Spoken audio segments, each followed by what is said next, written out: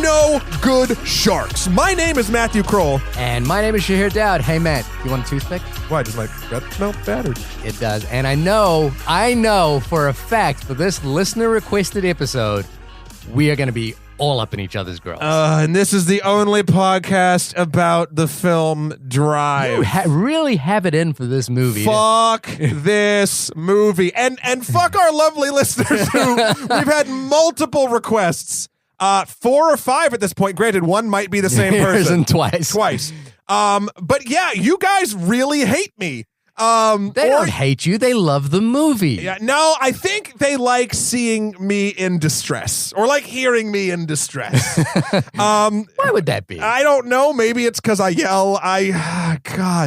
So, dear I've listeners, gotten too good at being angry. Too good, you say? Oh, well, get into that. Dear listeners, this is a listener-requested episode, which was requested by Nicholas Parker, who has been a guest on this show, and 3 or 4 other people. Robin has requested it. I'm trying to remember. We had a list back. We get a lot of requests for this movie. For some reason, this is the one.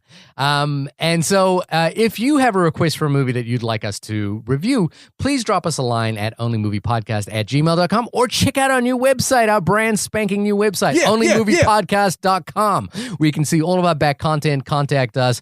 We will eventually try and attach a blog to that at some point, but if you're yearning for an Only Movie Podcast blog, you can tap into our Twitter feed and our Facebook page. That is right. Twitter @onlymoviepod. And if you like what you hear, please go and distribute stars accordingly across iTunes. It gets us across to other ear holes, and we really appreciate it. So please do that up if you find us worthy. In that same note, we want to read out an email. I know I should have done this in the last episode, which dropped on Monday on The Light Between the Oceans, but I didn't get a chance to because I'm an idiot. It's Fan Wednesday, and it's a fan email, so let's just get into it on this fan. Anything we can do to extend to diminish the time that I have to talk about Drive, I am 100% for. Oh boy, we're going to get into this. But I just wanted to say, again, thank you to Jacob, who is a long-time listener. Well, not a long-time listener because we're not a long-time show, but a listener. We've been on for a year. Yeah, we've been doing this for a year. But a listener who's written into us before, and we really appreciate all your comments and feedback. Jacob, you wrote us a very, very long email, which I'm not going to be able to read out here.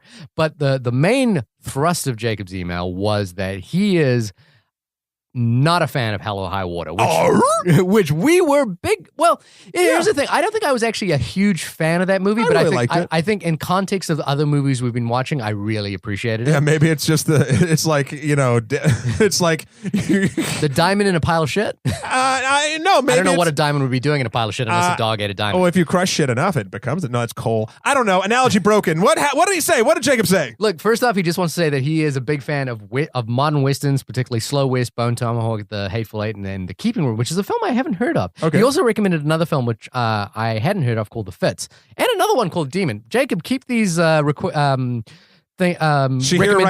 He writes them in his diary. I do write them in my diary. I'm looking at it right now. And my keepsake, a little love hat with Jacob written around it.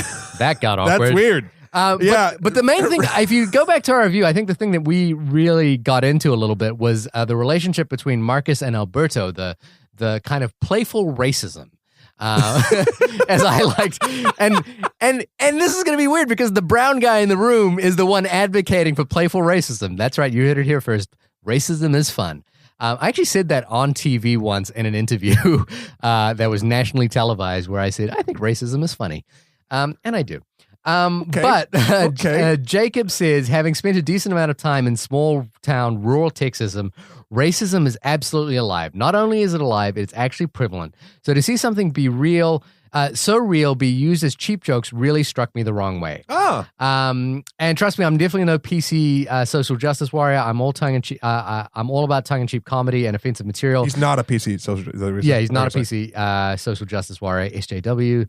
But the consistency of the jabs grew very old, very fast. I think this is something I touched upon on the episode, which is that there is a line and the line is moving. It is almost like liquid. It dries up and it moves around, and it could be anywhere at any point. So you have to be very, very careful when you get into this kind of what I call playful racism. And perhaps I think being in a context where that is true and all around you, and you've seen actual real consequences of it, Yeah. I think could shape your view of the way in which Marcus and Alberto talk to each other in this movie. He's also not a fan of Taylor Sheridan, who wrote this. He's not a fan of Sicario. I wasn't a fan of Sicario. I wasn't either. But it's a film I always think about rewatching. It's a film I'd never think about rewatching. Really? I love listening to the score, the Johan Johansson score. It's amazing. And every time I listen to the score, I go, man, there's so much good stuff in this movie. I really want to see it again. I'm also a Denis Villeneuve fanboy. So you heard it here first. I'm a Villeneuve fanboy. So Jacob, again, thank you for writing that, and it is good to hear a second opinion on that movie. Again, I think that it's a movie that I like in context. I may not watch it again, but I did think it was pretty well crafted. But I like it when listeners write in and give us different opinions, especially on films that we sort of agree on. There was one thing. There's another part to his email which he went and saw it at a cast and crew screening, and the cast and crew were there, and they were very drunk apparently, and not into it. Well, just kind of like it was hard to keep them coherent apparently. Oh wow. And I do think this is true because you and I just had this experience where we got to see a film recently with the filmmaker in attendance. Yep. A very prominent filmmaker, and we obviously having that person in the room.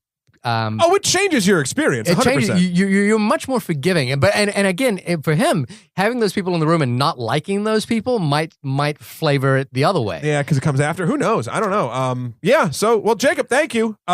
We appreciate the email, Jacob. Yeah. And please keep listening and keep writing in. So is there any other emails, Shahir, that we got to get into?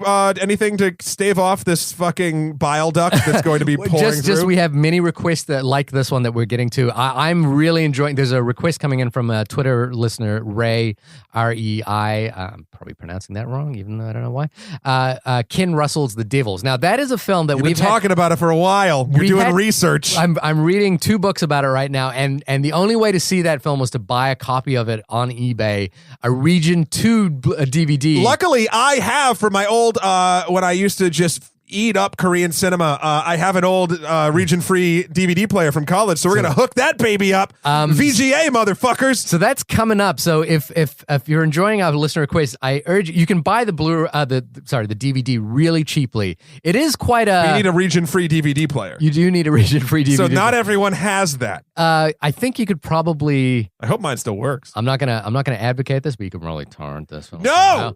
There are many different cuts of this film, and so buying the Region 2 BFI DVD is the best way to see the movie. Tell you what, if you're gonna torrent it, buy the physical disc, even though you can't play it. The disc also comes loaded with extra content, especially from that you can't experience. From Mark Kermode. Yes, you can experience. Mark Kermode, who's a fantastic film reviewer, and has his own podcast about movies, though I've never heard it, and I don't believe it exists. Yeah, that doesn't. Yeah, it no, doesn't I don't understand. But moving on, ladies and gentlemen, the moment you've been waiting for. The Nicholas Winding Refn, Winding I think is a really appropriate middle name for this movie. Winding Refn 2011 film starring Ryan Gosling and Carey Mulligan about a stunt car driver for Hollywood who gets himself embroiled in the Jewish mafia's movements in LA. I'm making this up off the cuff, just off memory. Or as IMDb puts it, a mysterious Hollywood stuntman and mechanic moonlights as a getaway driver and finds himself trouble when he helps out his neighbor. Is that actually it? Finds himself trouble? Yep. He finds trouble. He finds himself trouble. All right. Finds himself in trouble? Nah, I don't fucking know. Here we go. Yeah, it's like 2:00. I feel like I should go first because I know. What's your history with this while I just pound this beer? It's not a history. It is a history. I've seen it 3 times now. This is the 3rd time I've watched this movie. Oh, I'm sorry. The first time was in a theater. And my experience generally. Now, this film was not only polarizing but very popular on re-release. It kind of did what Fight Club did. Fight Club wasn't that huge in the theater, but did really well when the film came out on iTunes. Sure. Later on, it had a longevity. It's made I think $78 million off a $15 million budget. Done very, very well. Mm-hmm. And I saw it in a theater. My general opinion was this at the first time I saw it. The opening scene of this movie is so fucking good. Yes. It's so great that I found that the rest of the film didn't quite live up to how good that It's first almost as if the rest of the film is a different movie entirely from the first 10 minutes of this film. I don't believe that to be true. Then I watched it a second time, and now knowing that this opening scene was so good, I kind of concentrated more on what was going on in the second half of the film, and I enjoyed it as a uniform experience second time around. Third time around, I'm still 50-50 on this movie, but I do like it, and I think there's a lot to like here. Nicholas Winding Refn. I have seen Bronson. I have seen Valhalla Rising. I've seen Drive. I want to see Neon Demon, even though I fucking hate this movie. I haven't seen Only God Forgives, and I haven't seen the Pusher trilogy, and I haven't seen Neon Demon. I should catch up with those. Generally, I love Nicholas Winding Refn because I think, like his other Danish contemporary, Lars von Trier, this is a man who knows cinema, is playful with cinema, is a masterful filmmaker. If you're interested, this is the thing I would urge everyone to do, is there is a film on Netflix called My Life by Nicholas Winding Refn, which is a documentary made by his wife while Nicholas Winding Refn was making the follow-up to Drive, Only God Forgives, in Bangkok. Sure. And it is an amazing, incredible fly on the wall on the production of a film. You see in this film, Ryan Gosling and Nicholas Winding Refn get offered, I think, an extra $200,000 to appear at a film festival. And they're like, well, we do need this for our movie. And so they're like, someone's going to give us $200,000? All right, give it to us in cash, in a briefcase, and we'll turn out. And you follow them as they go to this film festival, do basically a handshake, and then in a hotel room afterwards get handed, I think it's $100,000, maybe $200,000. That's fucking cool as shit. That's cool as shit. And then the other thing that you see in that documentary that I think is really interesting is Nicholas Winding Refn. I don't know how to Refn. Yeah, in WR. In WR is really struggling with the fact that Drive was such a huge success for him and put him on the map. Everything he'd done up until that point had, kind of flown. It had done well. Like there's another documentary similarly made about the Pusher trilogy where he's basically struggling. He's about to go bankrupt and he decides to put everything into the Pusher trilogy and it does well for him. Sure. And then everything he's made since then, like Valhalla Rising and Bronson, were like critically acclaimed but didn't do very well. Then all of a sudden Drive came out, and not only were fans flocking to see that, like the general audiences were flocking to see this movie, but critics were loving it as well. So he suddenly is under this enormous pressure to he doesn't want to be a commercial Hollywood filmmaker. His impulses are to go completely against that. And I think if you look at Only God Forgives and Neon Demon, he is going against that urge. Even though he at some point was asked to direct a James Bond movie, he was going to direct the Logan's Run remake. Thank God he didn't. So this is a filmmaker that believes in cinema as an art form and has found himself in the midst of the most commercial place he can be in Hollywood. And he's fighting, and his anxiety is struggling against the pressure to survive in that world while maintaining his instincts. So everything about this is really interesting to me. He's also a little bit he's eccentric, I would say. Oh yeah, he does this cool thing, which is that he wraps himself in a blanket when he makes a movie for the entire so far duration. Not sounded cool. Well, basically he has this belief that it will keep your core warm and your strength, you'll hold your strength. And so if you see him on set, he's wrapped in this particular blanket. Wow. And when Ryan Gosling went to make his first feature film, I think it's called Lost River, Refn gave him a blanket for the same purpose. Well, he also says that Drive is a film that represents his love for his wife. In an interview, he spoke that. I don't know exactly how to take that, but that's pretty much what he had also said. He also said that grim fairy tales were the major inspiration for the film Drive. I can totally see that. It feels very much like a fable. He also said, how did he put it? He said, we're always rooted in a reality, and even though it's heightened reality, it was always essentially a love story about good and evil, and that's something that is accessible to everyone everywhere. Disagree, but I mean, it's him, and that's what he did, and he made it. He also said Ryan Gosling and him both have gone on record and said that the driver is the main character is a werewolf. If we're looking at it in a, I think that's a kind of eccentric view that these are no, I get it. Refn also talks about the Neon Demon being a horror movie. Yeah, and it's he's basically saying that this is his version of a horror movie. Sure. Just as much as I think Drive is his version of a heist film or an action movie. Yeah, I think one of the main inspirations was To Live and Die in L.A. Well, okay, so that's your experience. That's his experience, kind of, with it, as much as we can know. My experience with Drive, I mean, if you've listened to this, you know I really hate this film. It's a very strong word. I hate its acclaim. I think it doesn't earn its reverence. But again, this is just me. I completely understand that I am in the minority entirely about this film. Everyone I tell that I hate Drive, they, I think, lose a little respect for me. Or I don't know what the sort of non-intellectual equivalent of that is. Like, oh, for real, bro? Like, what the fuck? Well, it's the way you're approaching it. I can understand if you disliked the movie and you had reasons for it. Oh, I have we're going to get into all the reasons. But so to maybe say you flat out hate it, a movie this well crafted and this But you know me, Shahir. You know me, right? It's movies that do great things that then completely fuck up either elsewhere or eventually fuck up the great things they do. Like, let me just say, straight up, soundtrack to this film, brilliant. Fucking brilliant. What else do I absolutely love about this film? I'm looking through my notes. Some of the acting, I think, is really strong. I think Bryan Cranston does a great job. I think all of the acting in this film is. I think everyone in this film does a great job, except the names in this film are incredible. Albert Brooks, Ryan Gosling, Carey Mulligan, Oscar Isaac, Bryan Cranston. Yeah, but Ryan Gosling and Carey Mulligan do nothing for me. 100% in this film. More so Gosling. And I like Gosling. Right. Like, I'm not a huge fan of, like, the romance movies he started in at sort of before this sort of transitioned him into other things. Yeah. But I understand the skill and the sort of stuff behind it. His performance in this film, the character isn't a character. The character is a placeholder. Like, and such a blatant placeholder that he comes across, especially in the first half of this movie, other than the first 10 minutes, I should say, as just sort of this, like, robotic, like, broken Stallone type. Like, in a weird, just unlikable sort of way for me.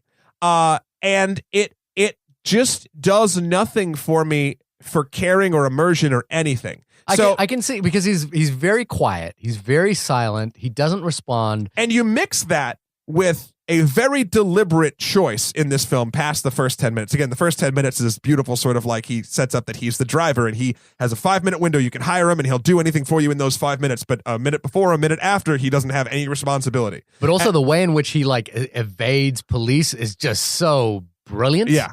And I still listen to the Chromatic song, like, whenever I'm going running. Yeah. And I want to get focused. Music's great. I listen to that Chromatic track all the time. But then, I sort of two problems here, and we'll get into it once we sort of get past this, is it sets up this great sort of scene.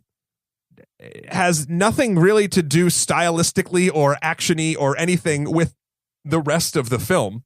It just sort of it shows what he does at night, but he never does that again. He does it two more times in this movie. He gets in a car, but he doesn't do a heist like this. He does two more. He does one more, and it's during the day. He was hired one more time, and he again skillfully, kind of brilliantly evades. No, I have a ton of problems with that scene. But continue. What's the second one? And the second one is when he goes on his rampage, killing Ron Perlman. Now we're gonna go do spoilers at the end of this. But again, that's just sort of skill drive. It's not. So, that's what the opening is. He's a skilled driver. But like, so it's 3 more times. 2 more times. 2 more times. 3 times in total. But both are not doing anything impressive or meaningful. Anyway, we'll get into it. But my bottom line is, and then the final thing that really, really, really, really, really breaks this entire thing for me, because there's smoke coming out of his ears right now, is the pacing and and not so much. It's so funny because not a story pacing and not like a full film pacing, but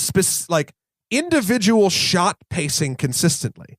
80% of these shots hang at least 2 seconds too long. And you add up all that for me, and holy fuck, does it just... There's something, and maybe there's something even psychological with the way I ingest media. I'm not against a slow-moving film, a methodical film. The Witch moved real slow. I liked parts of The Witch. You like parts of it. But you know what I mean? Yeah. But like, pacing was not an issue with The Witch, and The Witch moved fairly slowly. Yeah.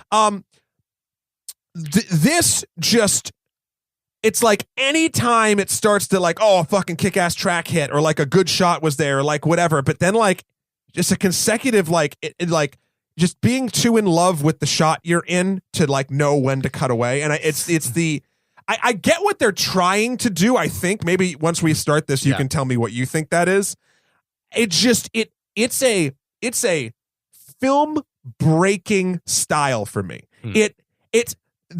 What I've heard is he was trying to do a deconstruction of sort of this like 80s action movie thing. But the problem is when you deconstruct something along those lines, when you take away a lot of the flash and you put in a sort of like a lot of forced meaning, the skeleton that's left to me is just really ugly. Like it's like the reason I put up with a lot of garbage in action movies is because there's flash and pop. Right. You like the sugar.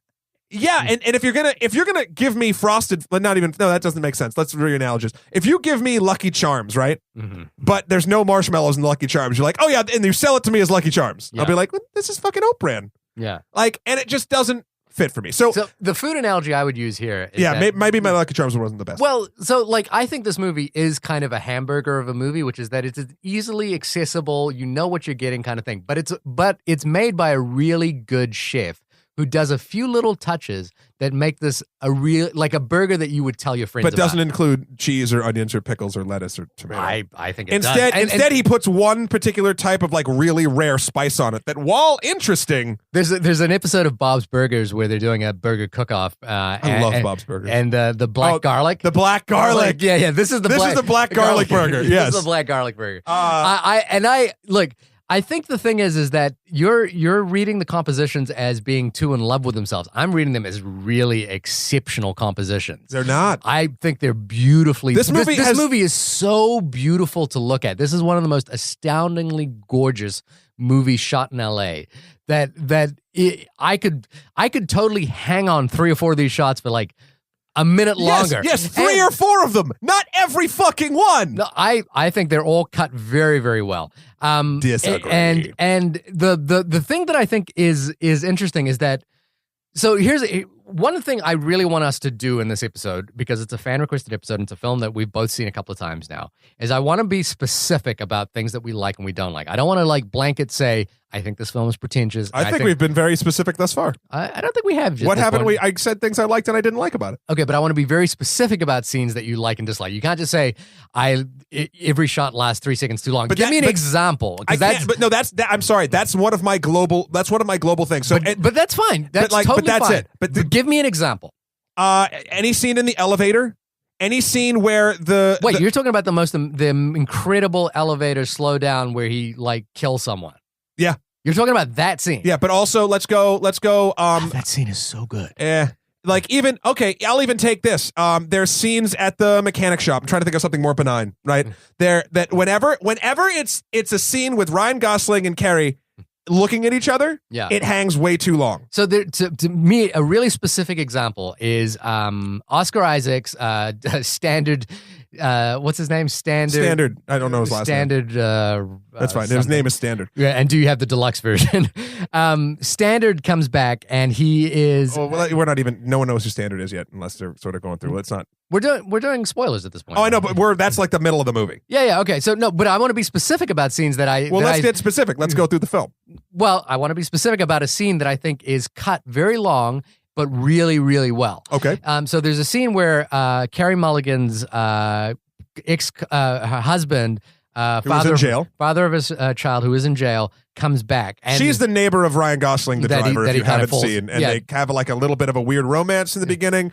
And like he becomes this a weird real surrogate human being. Father. Be a human being. So what happens is that there are these beautiful scenes of them. You know, like you see the interrelationship between the two apartments. There's a beautiful scene where they're walking down the hallway and she's leading him, and then all of a sudden the Steadicam shifts and now he's leading her, and you see the distance between their apartments. It's great. There's another scene where he comes into the apartment and we see basically the entire scope of their apartment as he like tries to deliver good, like hand off some groceries. The scene that I really, really love is that he is by himself and Standard, played by Oscar Isaacs, has just come home. So they're having a party next door. He's about to go out for the evening, and he comes out, and he opens his door, and Carey Mulligan is sitting in the middle of the hallway. And there is this pregnant pause between them that lasts maybe 10 to 15 seconds where he stares at her and she stares at him. Sure. And the thing that I love... That sounds like one that I don't remember, therefore worked in a weird way. This is a scene that lasts really long. It takes a long time. But the thing that I loved about it is that in this exchange, where no words are spoken, you see Carey Mulligan just breathing heavily when she sees the driver, Ryan Gosling, again. Oh, yeah. No name, by the way. He's just the driver. And so she's just breathing really heavily. And she knows what this means. She knows that the return of standard means that she's about to go back to her old life. And we can tell in her gaze that she kind of liked where this was going with Ryan Gosling. Right, and because after some light stalking at a grocery store, the driver eventually helps her with her car, and then they have a little bit of a romance. They go on an actual date while Standard's still in prison, and he becomes sort of the surrogate father figure in a weird way to the son. It's very brief. It is brief, but like you see, it's the beginning of something. What was the kid's name? I don't remember the child's name. Anyway, the kid, that's the line I said in the beginning, there are no good sharks, because they're watching, Ryan Gosling and the kid are watching cartoons, and he's like, is that a good guy or a bad guy? And he's like, oh, he's a bad guy. How can you tell? He's a shark. There's no good sharks. There's no good sharks. And what I really like about this film, having watched it a couple of times now, is that this film is really about whether Ryan Gosling's character can become a human being. It's like, there's a romance that is developing that kind of, for him, opens him up and makes him feel vulnerable again. But underneath the surface of this character is a real shark, and it is a sociopath. He is not a good, quote unquote, good person. And I think the failure of this relationship unleashes the sociopath in him. And that to me is what's really fascinating about this film, is that we're taking this matinee idol, Ryan Gosling, and the star of The Notebook, and we're setting him up to be this, to have this romance with Carey Mulligan, his next door neighbor. It's this beautiful 80s nostalgia moment. There's that wonderful scene where they're driving through the open dams of LA. Right. And there's even a connection, like an inherent connection between him and this child. But ultimately, this guy is a sociopath. He is and his But you know what's interesting? Hold on. His model of family and his model of what it means to save a family involves beating a woman, and involves basically getting involved in bank robberies where you're shooting people in the face with shotguns. It also involves like attacking a man with a hammer in a strip club. And in a way, he kind of resembles, to me, Travis Bickle from Taxi Driver. But you know what's interesting? There's no, you're talking about all these psycho moments. They don't happen until after that second thing goes bad. He's just a quiet weirdo. But for the first half of the film, and I think the thing is, you see that in the first half of the film, it's just under the surface. No, you don't, because the only time you've seen him in any action, he's been cool, calm, and collected the entire fucking time. But he's also a criminal. He's also a guy. But he's a calm criminal. That's what I'm saying to you. Like they don't set up this psycho moment of him until he just becomes a psycho, and then he's a psycho. The thing is, I see that's and the thing is, what you're talking about is like his inability to communicate except through his car. He is not a guy, he doesn't open up to her. He's kind of silent the whole time. And then the moment that this standard reappears in his life is when he puts on the facade. And I think this whole thing is referenced so beautifully at the end of the film when he takes the stuntman mask and he wears it. This is who he really is. He is a shark, and he is a sociopath. And I think what's beautiful about this film is the way it plays our expectations against that and then reveals who he truly is. That's bold. That's bold for this kind of movie. I don't think it's bold. I think it's just a thing. This is a guy who thinks you think Jurassic Park was being bold by being so close to the original. You mean Jurassic World? Jurassic World. And you said the same thing about The Force Awakens. You thought that was being bold. I thought it was. Oh no, I don't think I'd ever used the word bold. I think I used the word ballsy, which is, I guess, is kind of the same. This isn't, how do I put it? I know we want to get into specifics, but the problem, and we can go through as we go down, but this is the crazy part. A lot of the things you've said, I agree with, But like, for instance, The Mask, and that's who he really is, and da-da-da-da. My issue is through, and it's the whole pie. It's not ingredients, which is why I have a problem like being like, oh, this specific scene. Like I remember the hallway scene that you were talking about. Mm-hmm. I liked that scene. That scene's fine to me. Mm-hmm. And that feels like, yeah, if there's scenes like that, that works. But any time that a character's looking at each other, looking one way or the other, slow push. So tell me a scene that doesn't work. I need to. This is the thing. You got to tell me a scene that doesn't work, and you got to tell me why.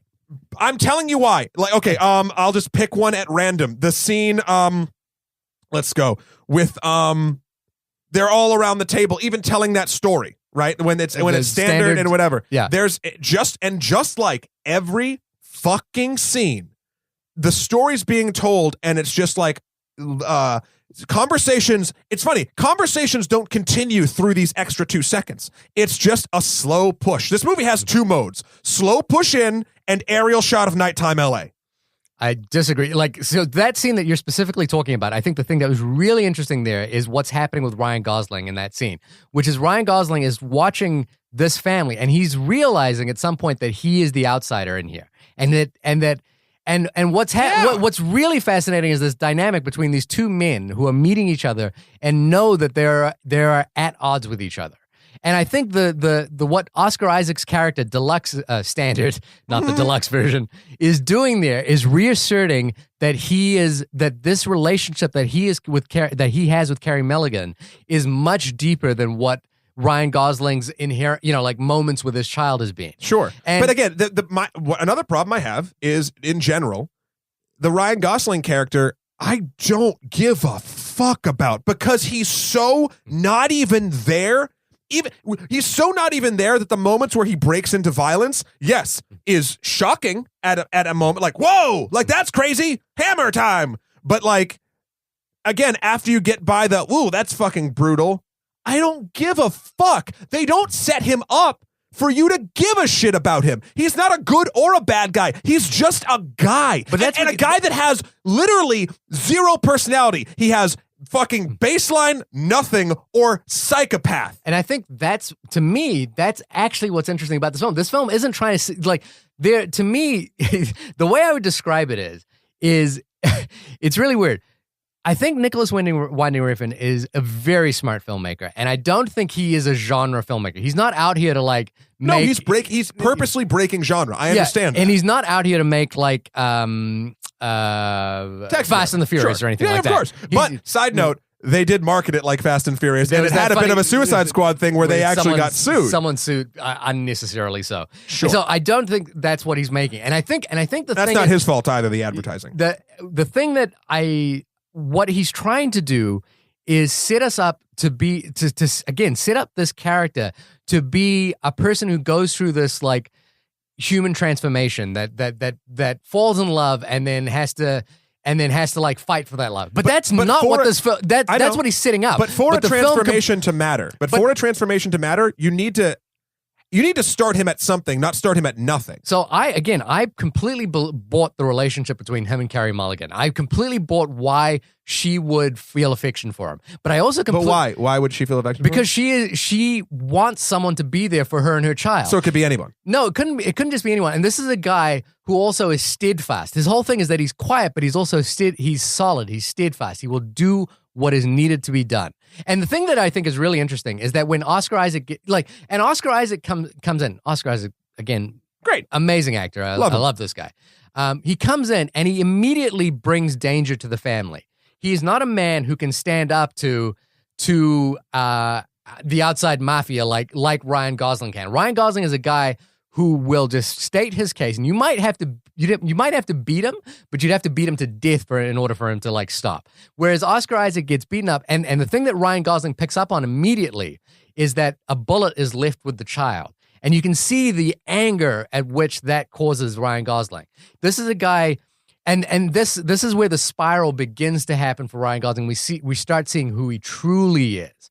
He is a guy, again, and the analogy that I want to use is Travis Bickle from Taxi Driver. Travis Bickle from Taxi Driver has an idea of what it means to be human, but is missing certain points. And I think the thing with the Mask is really a good analogy for that. And I think this whole film, in a weird way, is like Nicholas Winding Refn putting on the mask of genre, but it's like he's putting on he's skinned another movie and put it on his own face. Sure. And I kind of love that doesn't have any horror to you. It is. I think this is a horror movie. This is a horrific movie. Oh, well, it's a horrific movie. Yeah. A horror movie. Zing! Oh, something I did want to say about the beginning. I know we were sort of praising the beginning over and over, and I do. I love the first 10 minutes of this movie. I think it's artfully done, and I think it's great. I wish the rest of the film mirrored it. I don't think it does. I don't even think it almost references it till about midway through. But what I will say is, something I noticed this time around upon this might be my third viewing. He does very impressive sort of like dodging of the cops when he's getting away. Yeah. But did you notice the only reason he could do that is because he had a police scanner, and the police were literally beyond like informing other cops of where they were. They literally were just saying like information that would help someone get away. But isn't that part of his genius? Like No. But what I'm saying is police scanners don't like, and information that comes across don't work like that. This came across as literally a narrator telling you what the police are doing, and then he just reacted. It was actually like, again, it doesn't break it for me. Yeah. It's fine. It was just a silly moment in a sequence that I once thought was perfect. So again, if we're being specific, are you talking about the moment that he pulls up to the lights and there's a cop car across the way from him? It's the entire... Again, I need you to be specific. But listen to me. This police scanner is going the entire way through the sequence. And in the beginning, he turns it on so he knows what they are and etc. So there's a moment with the helicopter. There's a moment at the stoplight. But anytime he's about to do something, the police scanner says something along the lines of, "We're about to turn down 3rd Street." So he doesn't turn down 3rd Street. But that's not how that's not how police scanners work. Like, they literally were just announcing things so he could then look badass by not doing them consistently. That doesn't break it for me. Like, again, I don't know how police scanners work. In all of the small and all of the problems I have with this movie, this is not really one of them. I just found it very interesting because before I was like, this dude's a complete and utter badass. Now I'm like, oh, he's just literally painting by numbers at this point. But he's a good driver. He's a good driver. All right, so we're beyond spoilers. We're about, oh God, we've been ranting. We kind of jumped around a bit. So let's get to where the film, like, the romance, I think we've established. Yeah. Doesn't greatly work for me. Doesn't work for you. It works for me. But here's the thing. The story. Let's talk about the overall story, then I'll drill down into specifics. The story, especially this time around, it's so hard to go into this because I think because of the pacing and I think because of a couple other things I was talking about, it does break the really nice moments for me. Like the story, I felt this is the weirdest thing I'll ever say about a film. I don't think the story is disjointed. It feels disjointed to me when I watch it because the realization that everything's tied back to Nino and like all that stuff like happens at the right part of a movie, and it's a twist and you realize it and whatever, and it should feel right. It should feel good to me, and I understand structurally if we're just looking at act 1, 2, and 3, it works.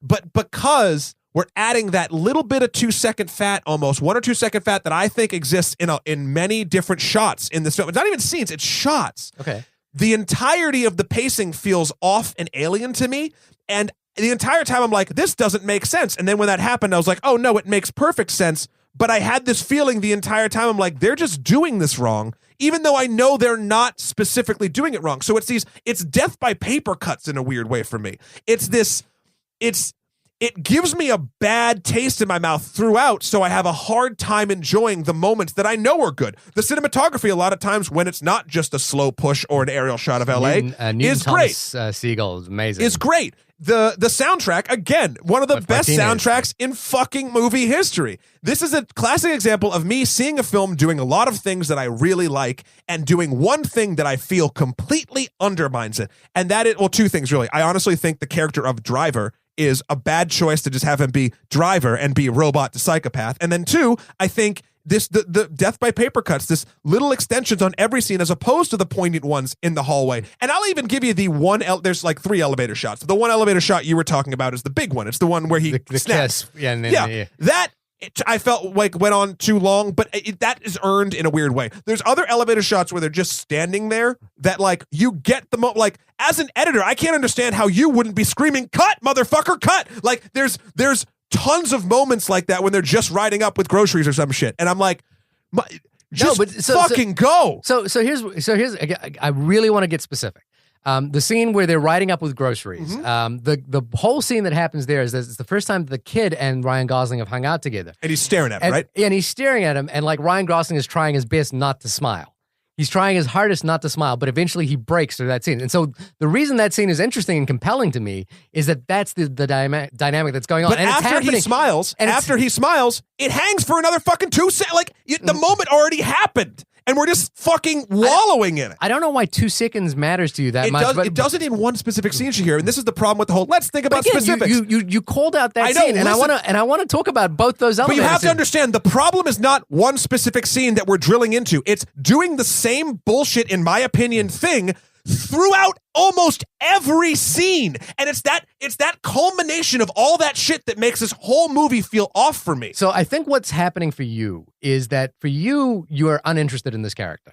And so 100%. So to live any longer than we need to for a pacing standpoint, that's actually a very good point. That probably is what really bothers me. And the difference for me is that I am interested in this character, and I'm interested in the dynamic that goes on in these scenes. So for me, they actually last as long as they need to last. And I feel like we're getting exactly the transformational information that we need for that scene to last. For example, that scene with the kid staring at Ryan Gosling and he's holding groceries together.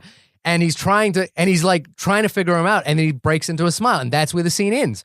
Perfect. It ends like 2 or 3 seconds later after that. I don't know why 2 or 3 seconds. It's because it's nearly every time. And like I do want to say, shot in the hallway didn't feel that way with it, because I feel like that was like, that was a poignant. That was a much more poignant sort of moment for me. Wait, are you talking about when she's sitting, the one you referenced? When I love that. And then the scene after the big scene that we're talking about, the thing that happened there is that. We have just learned that she's just learned that Oscar Isaacs has died. She knows that she should get away from Ryan Gosling at that moment. She knows completely that this is not a person that she should be around for the sake of her child. They get into this elevator, and for the briefest of moments, like the light flutters down, and she kisses him. She lets herself be vulnerable to him. And then the very next second, he not only like kills someone, he destroys them. He destroys their skull with his foot. Yep. And she sees him for who he is, for who he truly is at that moment. There was just the briefest hint where she was like willing to go along with it. She was willing to go along with the kiss. And then that scene ends where she exits the elevator and the doors close. And the thing that's happened there is Ryan Gosling realizes that he's revealed who he is as well. And now he is naked in front of her, and he can't go back from that. I think all that information comes through that link. That's why that scene works. And I will concede that scene. Like that is a huge moment in the film. I don't particularly love it, but I totally understand it. Like I get that. Let it hang. Let that scene hang. It's beautifully composed, and the slow motion with the light dimming just at the moment of the kiss. It adds to this heightened fable to me. It didn't. And again, it's counterbalanced with this extreme violence. It's just such a beautiful encapsulation of what this film is. Yeah, I think maybe I'm trying. I want to try to put this into a context that makes sense out of my head. You are right. That is what that scene is. What this entire movie is trying to be. Mm-hmm. The problem is the entire movie is not that scene, and they treat a lot of scenes, a ton of scenes and shots like they're that scene, like they're that important. And the problem to me is when you make every shot try to feel as important as your real money shots. That mutes, that waters down the specialty. If everything's special, nothing's special. So you're hanging on these moments that, yeah, sure, one or two, depending on which ones you want to cherry pick, are wonderful, but you do it every time, then nothing feels special. Everything feels just as generic as Ryan Gosling's character feels for me. You're gonna have to give me a scene. I've given you tons of scenes. And every time I've explained to you what I think is interesting in that scene, you've been like, oh yeah, okay, yeah, I'll give you that scene. Give me a scene. Give me a scene that doesn't work. Shahir, we'll listen back to this. I've given you 3 scenes. What are the 3 scenes? The 3 scenes were the shots around the dinner table, which I did not say I did not. And we talked about what I thought was interesting in that scene. Yeah, and I said the shots are, but the interesting thing here is my problem is the same throughout every shot. So I'll give you, dinner table scene, which I like. Then I'll do elevator scene, not violence, which you liked. You can say you liked it, and I'm glad you liked it, but that doesn't take away what I don't like, which is the problem I have with every scene. Let's take a different scene. Let's take the scene with the light stalking in the grocery store. You're also describing 2 seconds here. You're saying it like every shot, Shahir. This is the problem. This is the problem with just saying, let's do specifics. This is the most specific thing I can say. Nearly 80% of the shots in this movie go on a second or two too long to keep the pacing feeling like a cohesive thing for me. And I understand that I am in the minority here. People love this movie, and I'm happy they love this movie, but I can't get behind it. It's too. I think you made a really good point, and I'm trying to work my way back to it. It's maybe it's because my two problems are it's twofold: the character of the driver and this pacing issue. So if I'm not, and I'm a big character guy, if I'm not invested in this character at all. And I think that's fundamentally the issue that you multiply that with a style of filmmaking as a whole that I don't agree works when I'm not invested in this character. And maybe it works because you're invested in it. Maybe it works for the general audience because they're all invested in it. But like, it falls apart for me. And then there's like, as the movie continues, there's more superfluous stuff that I feel like is almost like what you were saying too about the mask, like the director's wearing the mask of an action movie guy. Yeah. So let's talk about real quick the what's it called, the heist they have to do for Oscar Isaac. Mm-hmm. For Standard, they have to go to a pawn shop. Also, Christina Hendricks is in this movie, and she doesn't have a line of dialogue for like the first 20 minutes she's in it, other than "oh shit." Yeah. I was kind of like, why is she here? Like, it just didn't. She was superfluous for me. You mean as an actor of that caliber, or yeah, why or as is a character? That character? I mean, I guess she's there to have a moment in the hotel. She's room. also the one that betrays Standard. She's the reason. It's just not quite set up cleanly. Like for all the length that they take with the main characters, I felt like maybe a little bit more exposition or something could have made her clearer. I did find the double cross that happens is confusing. Is a little confusing, but it didn't break the movie. No. That's the thing. There's lots of moments like that for the actual plot, because the whole time I'm like, this is another interesting. And they clear this up, and it's fine. And this is why I think the pacing was a problem, because I remember I said the act 1, 2, and 3 it does all the right spots, but it just felt like the Underdark, like a mirror or an opposite, like something feels off. Mm-hmm. What's it called? The plot, I'm always like, wait, well, this movie isn't about this. Like the acts 2 and a little bit of act 3 are all about cleaning up a mess that shouldn't have been a mess anyway. And like they set up the beginning of the movie to be about Ryan Gosling and Carrie, and then this other character comes in, and then they're sort of like superfluous in the background, and then it hangs heavy on this heist and the heist gone wrong. And I understand there's consequences to the other characters, but it's not explained as to why till much later. And again, maybe that's due to a pacing issue from like a slow paper cutty kind of way to get there. That's why it feels off to me. So like a lot of times through this movie, I'm like, well, this doesn't have anything to do with anything, until the very near the end. We're like, oh, right. Okay. It all wraps up. Like, cause all the characters go back to Nino, the mob boss. Right. So to me, the thing to that makes me attach myself to the story is that I'm interested in Ryan Gosling's not his transformation, his but werewolf transformation. No, but like the unveiling of who this character really is. And again, it's akin to Travis Bickle in Taxi Driver to me, which is that the film is going out of its way to unveil that this is a sociopath.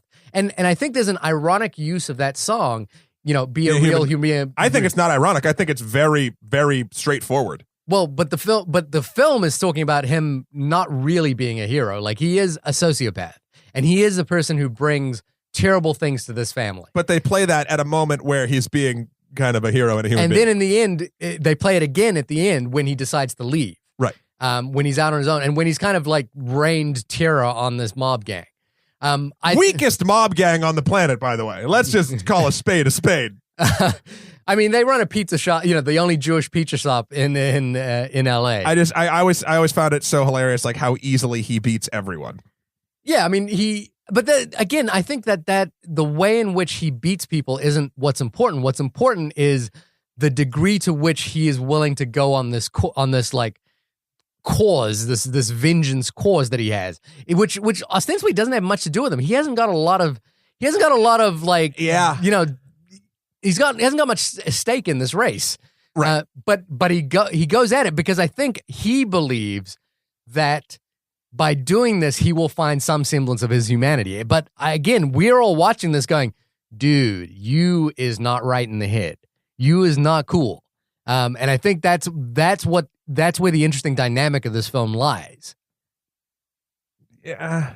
I'm trying to think of a world where I would think that's true. Like I'm trying to think of what's missing. I can understand if you don't buy into the character and if you don't buy into that, then the style becomes bullshit to you, and none of this transformation is interesting to you. Because for a transformation, I think that's what it is. Is I need him. You can't have a. I'm trying to think of a movie that does it right, and maybe I'll think of it by the end of this. But you can't have. Do you like Taxi Driver?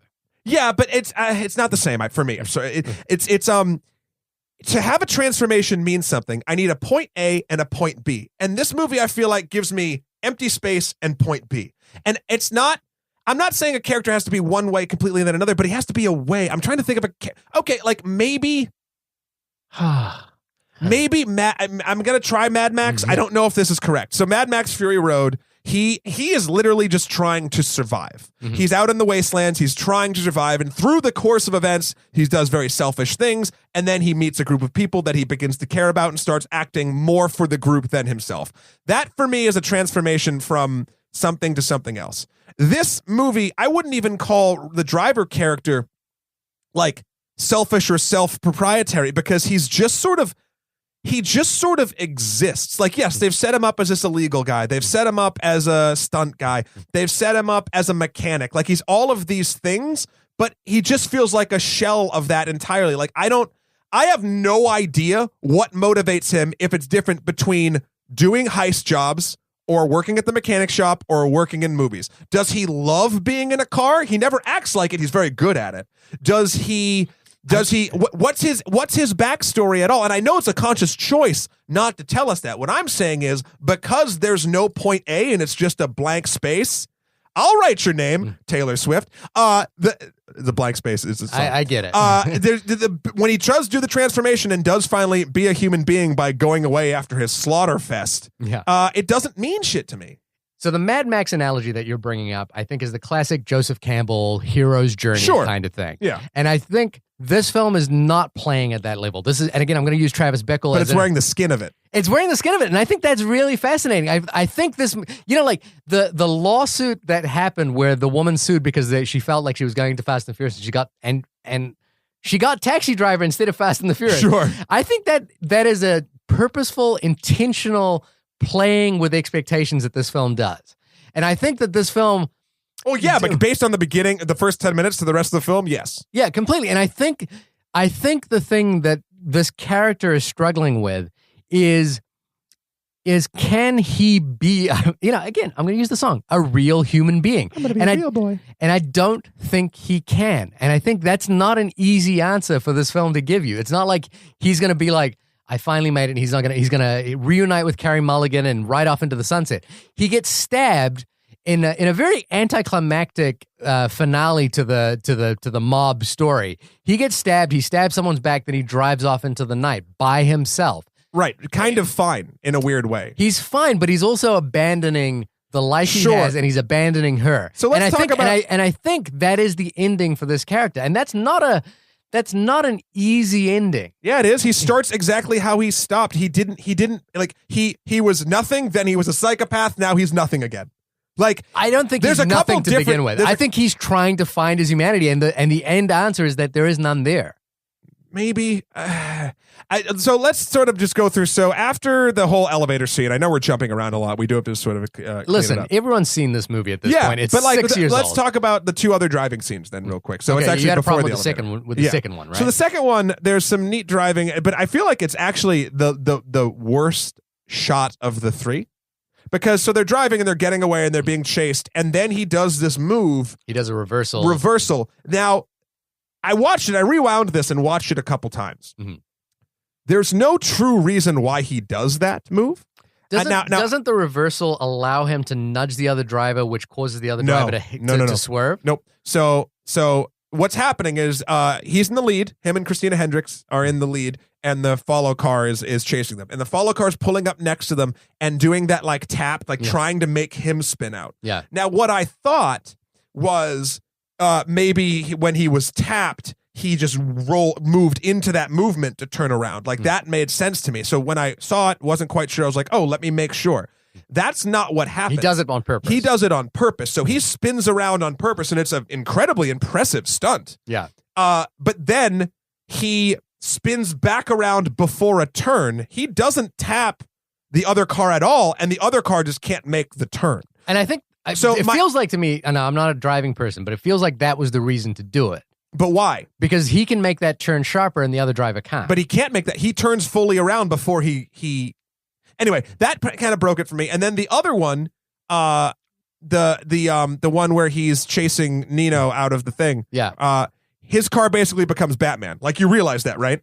Yeah, like, and he does that. He does an amazing thing. But I think it all relates back to that line that you actually used at the beginning of this podcast. Is that are there any good sharks out there? Right, but this is now a magical shark. He is a shark. But so he runs Nino off the road and speeds away from the entire scene. Yeah. And then there's maybe 30 seconds of them sort of looking around, trying to figure out what just happened. In which time he could have turned around and come back with in complete silence because his muscle car is super quiet. Mm-hmm. And then all of a sudden the lights hit and you see him and he drives up. So and again, a lot of great movies break and sadly do the Batman thing. I'm pretty sure the Fast and the Furious defies physics. Yes, 100%, but they set up their own rules. This is the first time in this film that it breaks its own rules. Mm-hmm. So again, that's why I have the problem. Okay. It's just, Fast and Furious is ridiculous through and through. There's no question. We understand that. If you don't buy into it, then you don't like it. Right. It's been pretty fucking realistic other than like slow pushes and light and that sort of thing. I find this whole thing to be, again, that quote that. About a Grimm's Fairy Tale. Grimm's Fairy Tale. But I think I see it as like a fable. This is a fable. Right. And I get that. But so those scenes were whatever. And then finally, when he finally meets with the big bad, Albert Brooks. What's funny is I just watched Judgment City, which is a rom-com that Albert Brooks directed back in the 80s, where he goes to heaven or to a judgment place, and he has to it's got a very Woody Allen-esque, and he's basically this soft, lovable schmuck. And then to see him I know in this film where he's like a just villainous. Yeah. The scene where he cuts Bryan Cranston's, and that's great. It's just the way he does it, he grabs his hand and he's like, okay, it's done. Don't worry, there's going to be no more pain. I really like that scene. I'm 100%. I like that scene. That is not one where I felt like the style. It's funny because the problem I have with it is it's jarring to me when it happens in certain shots and scenes. If that did hang too long, I guess here's the thing. I guess I don't think it hung too long on that scene because I felt like that scene was great. Because you were interested in what was happening between these two characters. And maybe you had this amazing backstory with Bryan Cranston, which was and there's a beautiful little detail there that I never noticed until this time around, because the whole thing is that Bryan Cranston, the way Albert Brooks describes him is he's never been lucky. Right. He's never been lucky, and he walks, and he's had his hip broken, and it's such a transformation from the Breaking Bad character that we know Bryan Cranston to be, where he's just a loser. Also, side note, he became Batman in the last episode of that too, so whatever. And then he's got and then he gets cut, he basically gets, committed to suicide imposed upon him. And I see this detail that I never noticed before, but he's got a horseshoe tattoo on his neck, which is lucky. He's tried to be lucky his whole life. And that's the tragedy of this character, is that he's just never going to be that guy. So then finally. And it's because of Ryan Gosling. It's because of what his character does. And I think that's even more, again, this is, I believe fundamentally, Ryan Gosling likes this guy. He likes Bryan Cranston. He likes who he is to him. And then he sees him at that moment, and he sees what he's done to him. And I think that, again, it plays really into the last scene, which is that he leaves the money. He has no interest in the money. It's $1 million. He leaves it lying on the sidewalk and drives off.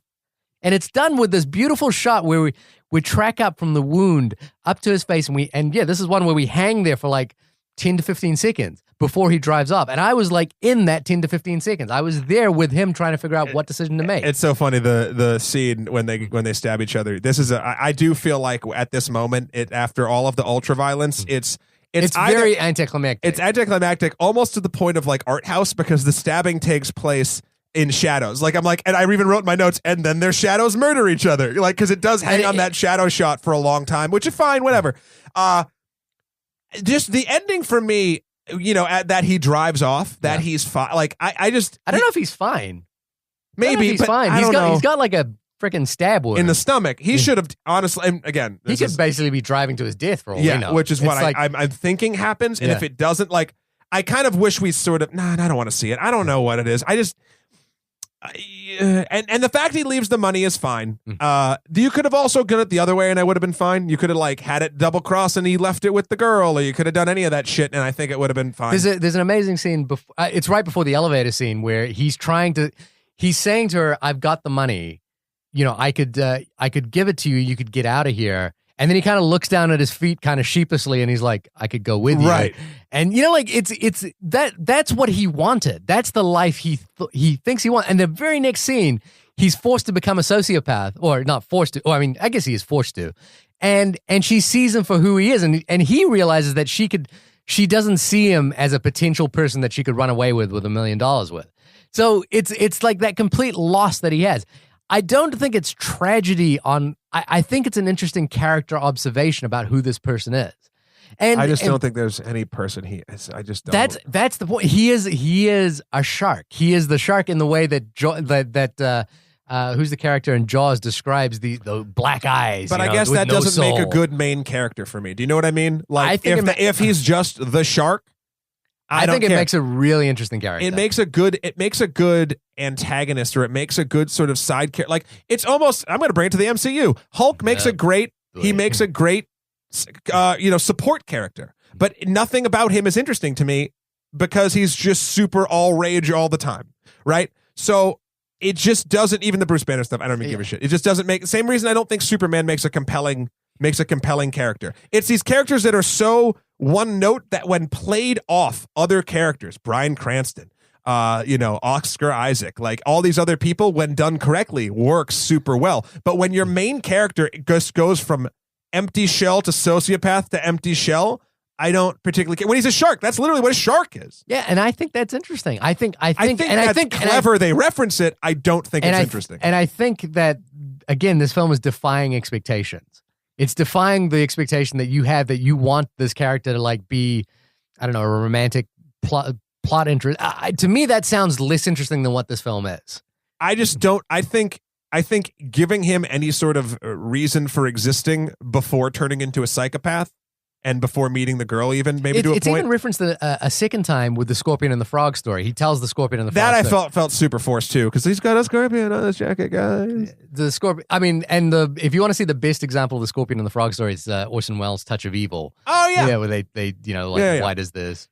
Anyway, I mean, actually no, it's The Trial. Sorry, it's Orson Welles' The Trial. Is that what I was thinking of? I don't know.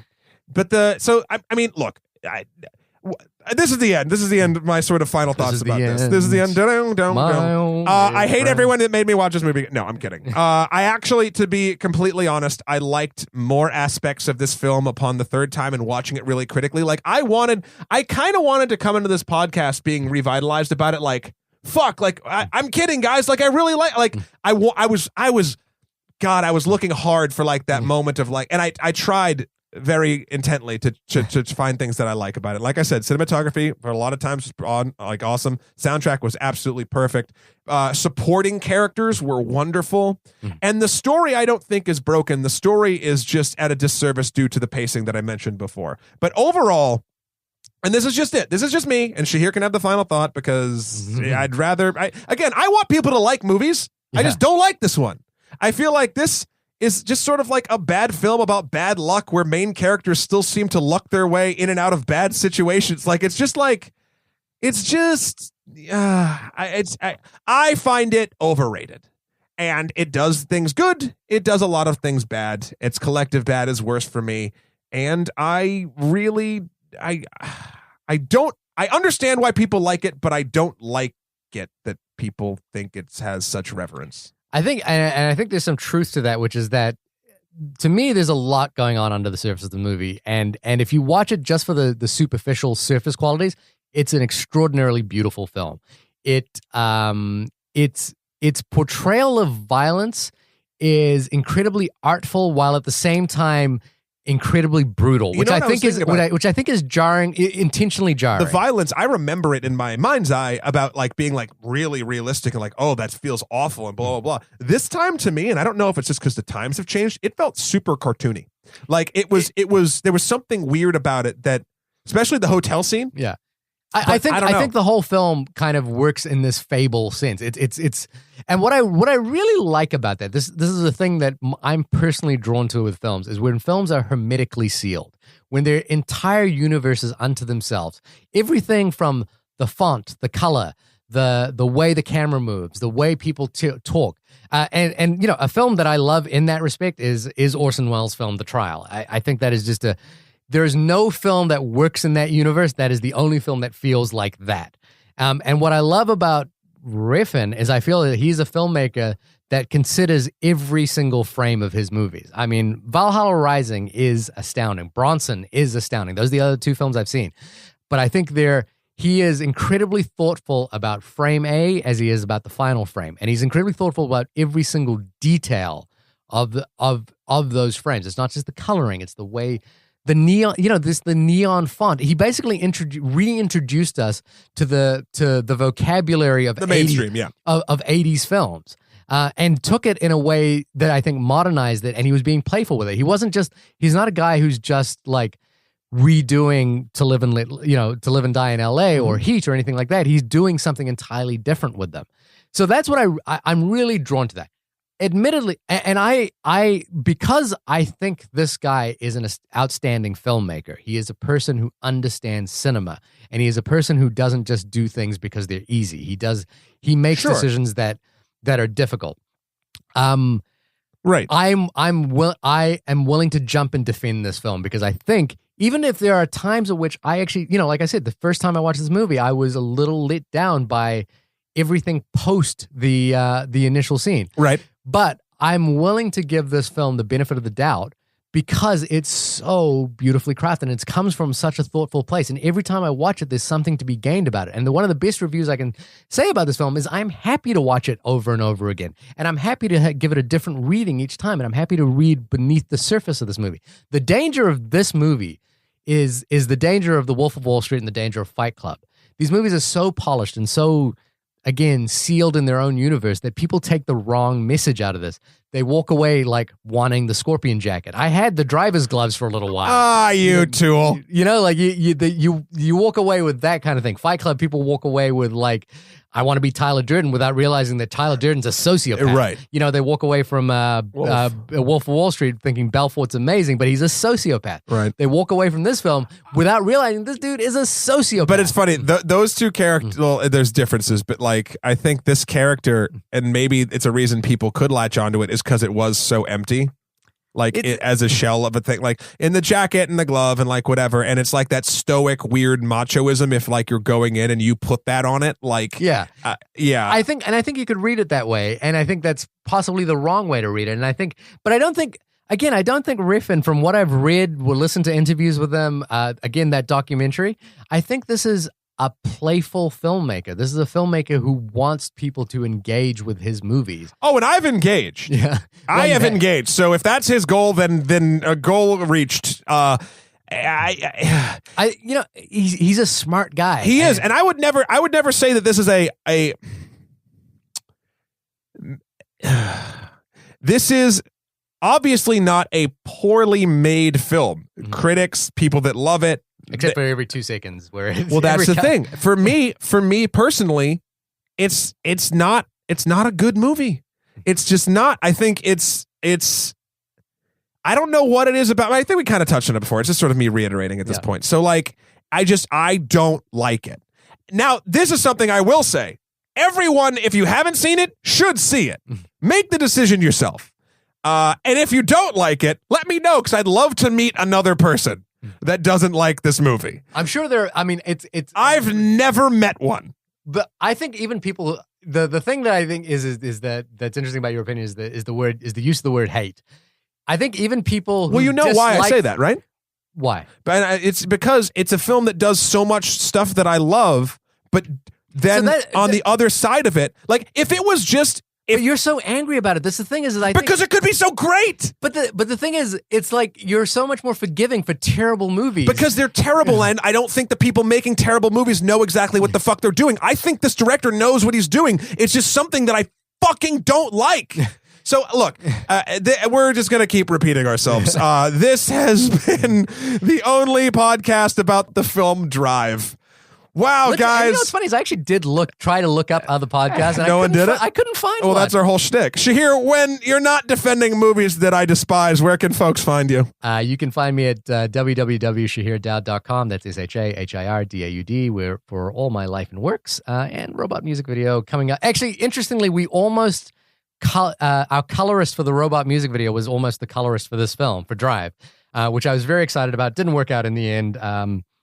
But we have an excellent colorist, and so we're at that stage. We're coloring this. Believe it when I see it. You can find me at Matthew Kroll, MATTHEWKROL.com. Also, Skeletor, the number 4, PREZ on Instagram, or Emperor MSK on Twitter. Also, you can find us all together at onlymoviepodcast.com. You can also email us at onlymoviepodcast@gmail.com. You like this fan request review? Or you don't like it? Let's find a movie that you want us to do. We try to do them every Wednesday that we can. Obviously, life gets in the way, but we really like doing it. And Shahir, where would people want to give us stars if they happen to have stars they wanted to give us? Is it Z-Tunes, B-Tunes, A-Tunes, Z, fuck you. C-Tunes, D-Tunes, Z-Tunes, E-Tunes, H-Tunes. Well, I'm just going to jump over the next one. Go G-Tunes. to iTunes. And, iTunes! Fuck you. What does the I stand for? Internet. Is it? Yeah. Is that, so the iPod, internet pod. Maybe. I don't fucking know. Sounds or maybe it's supposed to be about like you as in I. You know what I mean? Like the I, the Is me. it capital? I always get No, this it's lowercase wrong. I. Oh. And then uppercase, whatever the fuck the next letter is. We're going off topic. Please rate us there. We'd love it for you to love us. It's a really good way to help us out sharing the word. We've been we're broadening our audience in the last few weeks, and I'm really excited about that. Yeah. So if you thank like you guys. it, please spread the word. Yeah. Because we're innovators. See you next week.